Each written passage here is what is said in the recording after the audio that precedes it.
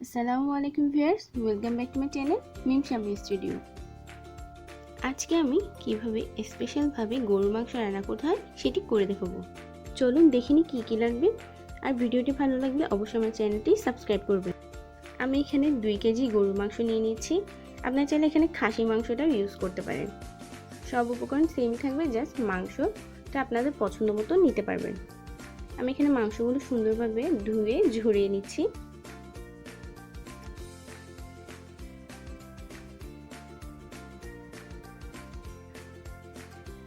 আর এর মাংসগুলো আমি আমার পছন্দ মতো অনুযায়ী কেটে নিয়েছি।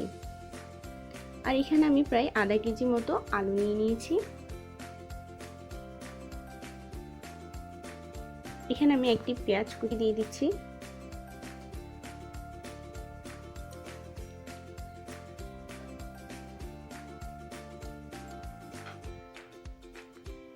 এরপর দিয়ে দিচ্ছি আদা বাটা,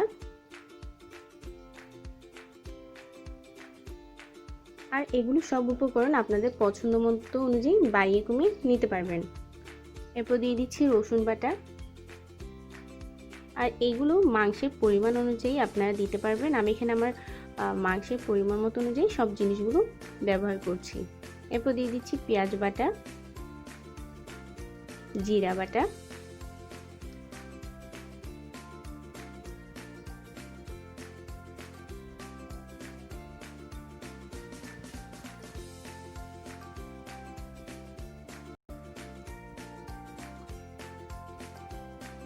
এরপর দিয়ে দিচ্ছি পরিমাণ মতো লং এলাচ,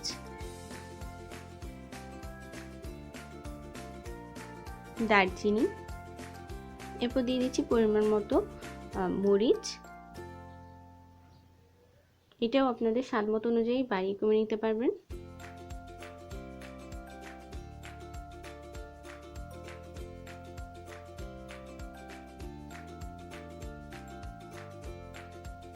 এরপর দিয়ে দেব গরম মশলা,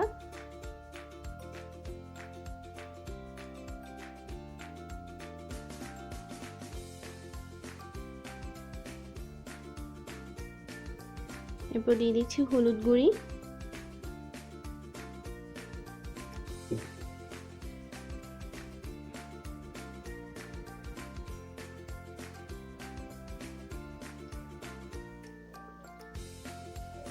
এরপর দিয়ে দেবো সরিষার তেল। আপনারা চাইলে এখানে সয়াবিন তেলটাও ইউজ করতে পারবেন। আর গরুর মাংসে সরিষার তেল দিলে একটু টেস্টটা ভালো লাগে, তাই চেষ্টা করবেন সরিষার তেলটা ইউজ করার জন্য। এরপর দিয়ে দিচ্ছি পরিমাণ মতো লবণ,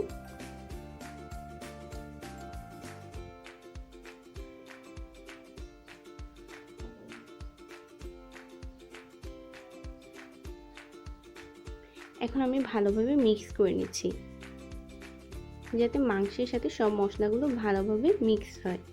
আর অবশ্যই এটি একটু টাইম সহকারে করবেন, যাতে মাংসের মধ্যে সব মশলাগুলো ভালোভাবে ঢুকে।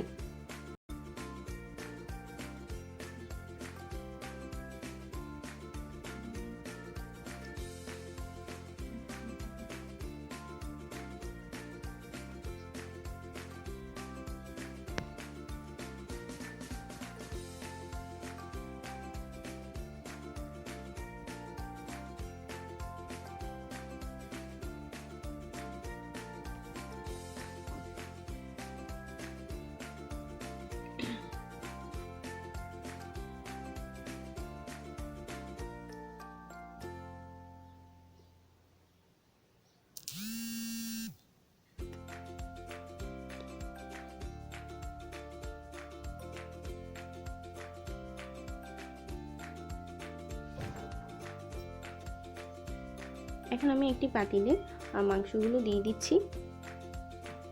দেখতে পাচ্ছেন কালারটা কত সুন্দর লাগছে দেখতে।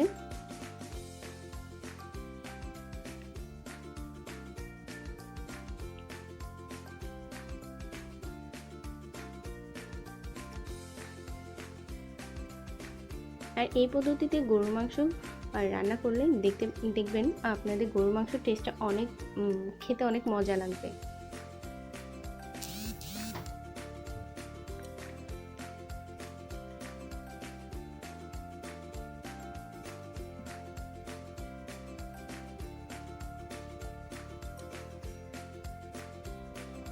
এখন আমি পরিমাণ মতো পানি দিয়ে দিচ্ছি, একটু ভালোভাবে নেড়ে দিচ্ছি।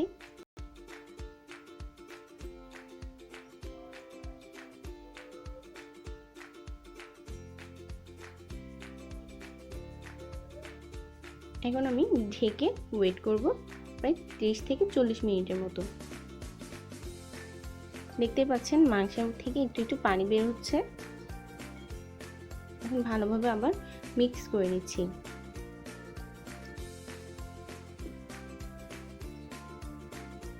আমার মাংস প্রায় হয়ে এসেছে। এখন আমি দিয়ে দেব আলু। মাংস যখন আধা সিদ্ধ প্রায় হয়ে আসবে তখন আলুগুলো দিয়ে দিবেন।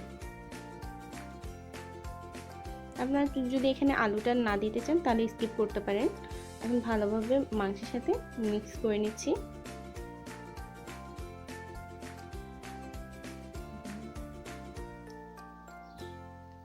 এখন আবার 20 মিনিট পর ফেরত চলে আসলাম। যখন দেখবেন মাংসটা হয়ে এসেছে তখন টালা জিরে গুঁড়ো দিয়ে দিবেন। এখন আমি পরিবেশন পাত্রে পরিবেশন করে নিচ্ছি।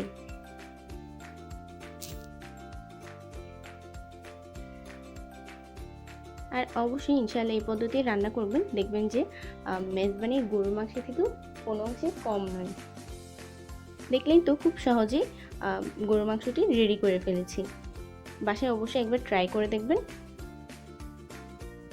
আমি এখানে ধনেপাতা দিয়ে ডেকোরেশন করে নিয়েছি। আপনারা চাইলে যদি এটা স্কিপ করতে চান স্কিপ করতে পারেন। আশা করি আমার ভিডিওটি ভালো লেগেছে। যদি আমার ভিডিওটি ভালো লেগে থাকে অবশ্যই এই রেসিপিটি বাসায় একবার ট্রাই করে দেখবেন।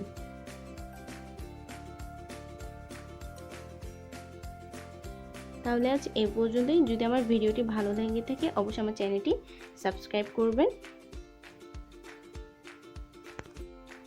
লাইক করবেন, কমেন্ট করবেন, শেয়ার করবেন। আল্লাহ হাফেজ।